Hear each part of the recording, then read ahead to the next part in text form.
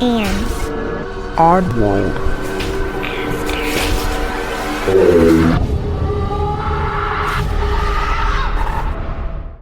Hey oddballs, I'm your host Jensen, and welcome to episode 166. Alright, we're going to jump right back into the psychic book today, so let's just go ahead and get on into it. It's lesson time. Today's psychic lesson is the influence of others. Equally damaging is advice from well-meaning people who are consumed by their own fears. If you confide in them, these people may tell you that your psychic gifts are weird or even evil. They are quick to advise you about something they do not understand. The fears of others are just as toxic to you as your own. They will contribute to your own fears and may smother your psychic gifts. A negative reaction can increase your self-doubt. As long as you let yourself be open to the fears of other people, you run the danger of internalizing them. An unbalanced and ungrounded person may absorb another person's fears instantly, losing self-confidence and replacing it with self-doubt. As you learn how to ground yourself and find your balance, you will be able to react to fear in a different way. You will learn to move aside and get out of the line of fire of other people's fears. You can find security in your psychic intuition and learn to trust your personal guidance system. You can replace doubt with trust. Honestly, a lot of people could benefit from this one. And I'm not just saying like, ooh, everybody has psychic powers. I mean, obviously that's what this book's about, but I take it a different direction sometimes. Like your fears that you have in life could come from other people. So you need to just like trust yourself and trust your gut and stop worrying about what everybody else is saying and figure out what you think is right. I mean, it's good to gather information, don't get me wrong, but then you do with the information as you see fit. I don't know. I think this one hits home a little too much just with how the world is. And again, my interpretation has nothing to do with the psychic book, just kind of like how the world is. You know what I mean? Like, I don't know. This is a good one. But if you're going in a psychic direction too, I like the fact that it says people may find you weird because it's so true. And unfortunately, that's just how it is, you know? I mean, even you're gonna think somebody is weird. It's just human nature. But let's be kind to each other as best as we can be. And just because you think it doesn't mean you have to say it. Always keep that in mind. I'm not saying be the better person in every situation either, because there are times when it is definitely warranted to not be the better person. But just because it comes into your head doesn't mean you have to say it. I don't know. Now I'm going on a tangent of just be a better person and stop thinking people are weird so they can get in touch with their psychic gifts. Good God. I don't know. Let's go ahead and move on to stories. This comes from an anonymous writer. While working on a Native American college campus, my company was contracted to gut one of the historic buildings. This particular structure had been abandoned since the late 1980s, and it was not only one of the oldest buildings on campus, but also in the entire state. Originally built by the Methodist Church to aid in the education and reform of the early Native American children, the building had stood over 140 years and had witnessed plenty of heartbreak over the decades. Structurally, it was still sound, with a solid foundation, roof, and floor system. Remarkable given its age. The building resembled a church in some ways, built from locally quarried stone, with hand-hewn timbers supporting the floors and roof. Still, decades of neglect had taken their toll. Broken windows, unsecured bell towers, piles of guano mold, and critter infestations had made it a biohazard. Our job was to gut and clean the place, so the school could eventually reclaim it and remodel it. Before the work began, I went inside to take measurements and to do an initial assessment. The building had 3 exterior doors, a basement, a first floor, and bell towers I couldn't access because the stairs had been removed years before. Later I learned the upper door had been blocked shut by piles of pigeon feces. On the first floor, an open space much like a church, I immediately felt a heavy presence, almost like I was being watched. Being a skeptic, I shrugged it off. But in the back area of the room, I could almost sense someone standing just behind or beside me, wanting something from me. I finished my work and went down to the basement. While measuring, I kept hearing voices above me and heavy footsteps across the floor. Thinking it might be the environmental contractor, one of the only 3 people with a key, I called upstairs. Hello? But no one appeared, even though I heard running footsteps right up top. The hair on the back of my neck stood up, but I forced myself back to work. For the next 3 weeks, crews cleared out mold, decayed furniture, and drywall, while others pressure washed the stone exterior and sealed the windows. After airing the building with high-volume fans and running safety tests for histoplasma, everything came back clear. I returned for final measurements and documentation. In the basement, now stripped down to the studs, I once again heard footsteps above me. I knew I was alone. Hoping to catch someone messing around, I checked the stairs, but no one came down. Not long after, I clearly saw the lower half of a figure, boots and heavy jeans or overalls, standing by the stairs. Convinced it was someone I knew trying to scare me, I circled the wall to confront them, only to find nothing. The space was a dead end. There was no way they could have slipped past me. With only a headlamp and the pitch dark basement, I searched every corner, cursing and calling out, but the place was empty. I went back to work, though uneasily. About half an hour later, in another corner of the basement, I saw the same boots and jeans. Determined not to lose sight this time, I kept my flashlight locked on the figure as I walked towards it. When I rounded the corner, the figure was gone. Immediately after, I heard heavy boots running up the stairs across the open room. But again, no one was there, and all the doors were locked from the inside. Shaken, I finished my measurements while speaking out loud, telling whatever was there I was almost done and it wouldn't have to worry about me anymore. As I wrapped up with final photos, I heard footsteps again overhead, moving across the first floor toward the other stairwell. I went up the opposite set of stairs, checked the room, and spoke out, saying I was leaving and hoped whoever or whatever was there would take care of the building. I confirmed all the doors were still locked from the inside before leaving through the side door. I haven't been back inside the building since.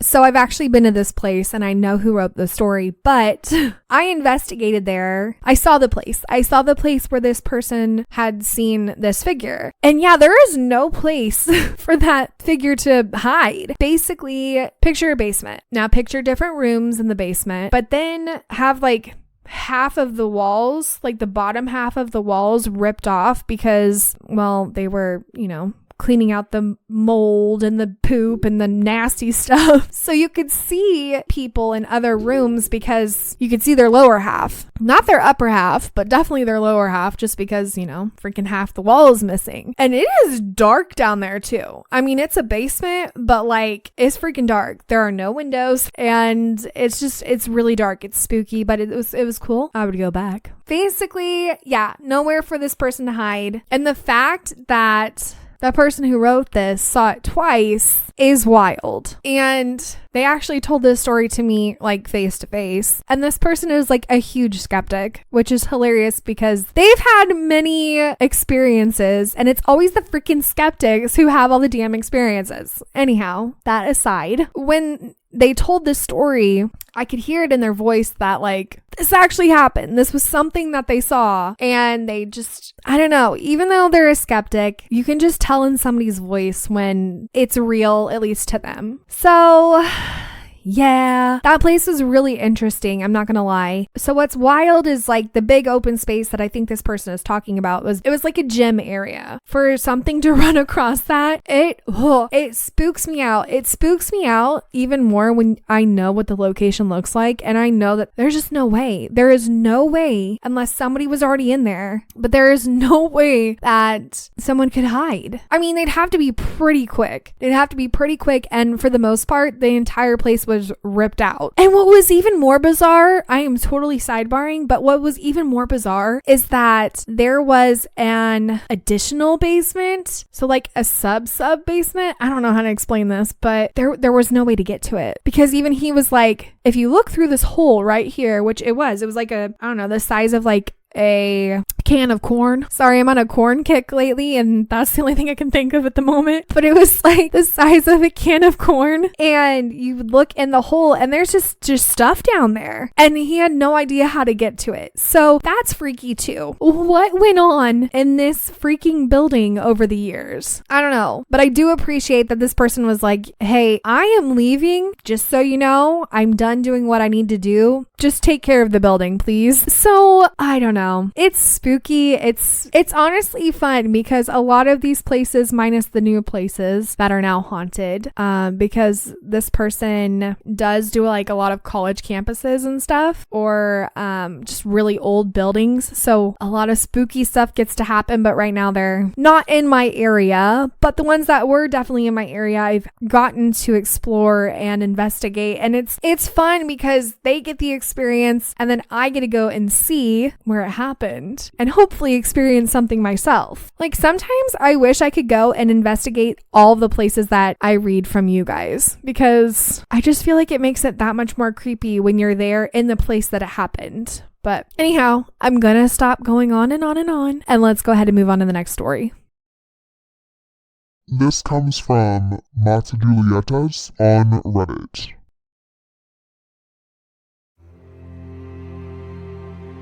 I wanted to share my paranormal story. Not something that happened to me directly, but to my ex-wife. When she was about 17 years old, her and her friends started playing with a Ouija board, as many curious and reckless teenagers do. At first, they asked silly, trivial questions, and to their surprise, the board would respond with accurate answers. Then they moved on to asking about boys they liked, crushes, relationships, typical teenage stuff. After a few nights, they started to ask deeper, more unsettling questions. They asked who or what they were talking to. Sometimes the board would say something like, "I'm a woman who lived in the 1850s. Other times, it claimed to be a 13-year-old boy who had died in the 1970s. The answers were inconsistent, but oddly, it always felt like the same presence. Eventually, they asked why the identity kept changing. The board spelled out, "I am whoever I want to be. Today, I can be an old man. Tomorrow, a child." At that point, they started to feel seriously uneasy, like they were no longer dealing with something innocent or random. It implied something powerful, maybe even evil. One night, they asked, "How do you take people?" And the board answered, "By choking them." This was when fear really set in. They decided to stop playing. Sometime shortly after, my ex-wife came home one evening to find her parents and younger brother had gone out to a party and wouldn't be home for a few hours. She didn't want to be alone in her room, where the Ouija board was, so she stayed in her parents' bedroom instead, waiting for them to return. She turned on all the lights in the house. This was the early 90s, so no cell phones. She lied on the bed watching TV, trying to distract herself. After a while, she noticed a hallway light turning off by itself. That had never happened in her house before. She was terrified, but got up and turned it back on. As soon as she laid back down, it turned off again. Her mom kept a Bible in the nightstand, so she grabbed it opened to a random page, and began reading aloud. Suddenly, she felt overwhelmingly tired, so much so that she could barely keep her eyes open. She tried to fight it. She turned the TV volume up, kept reading, but eventually dozed off. She woke up minutes later to find the Bible no longer in her hands, but beside her. She grabbed it again and kept reading. I always asked her why she didn't just run outside, but she said she was too scared to leave the room, to run down the dark hallway. Eventually she fell asleep again, only to wake up to a terrifying sensation. Something was grabbing her ankles. She felt it moving slowly up her legs, over her shins, her thighs, her waist, until it reached her throat. And then it began choking her. The lights were still on, but there was nothing visible in front of her. She said she started kicking, gasping, struggling, and she remembered that her mom also kept a crucifix in the nightstand. She wrestled her way to the drawer, found it, clutched it to her chest, and started praying. Please, God, help me. I swear I'll never play with that thing again. And then, whatever was choking her suddenly let go. She ran out of the house and waited by the curb until her parents came home. When she told them what happened, they dismissed it as a nightmare. Still, she was so shaken she refused to sleep alone and spent the night in her parents' bed. The next day, exhausted from lack of sleep, she tried to nap in her room around 2 or 3 in the afternoon. Not long after lying down, she felt something tugging at the foot of her blanket. She assumed it was her dog until it persisted.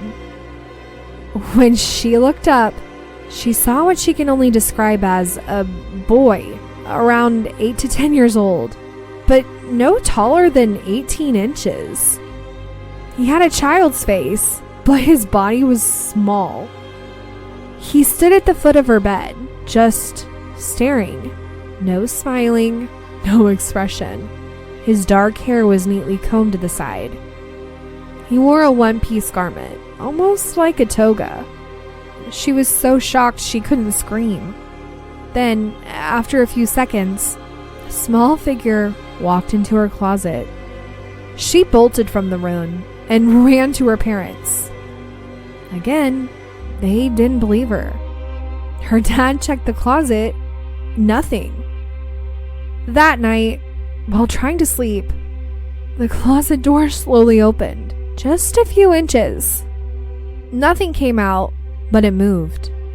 She ran to her parents' room again.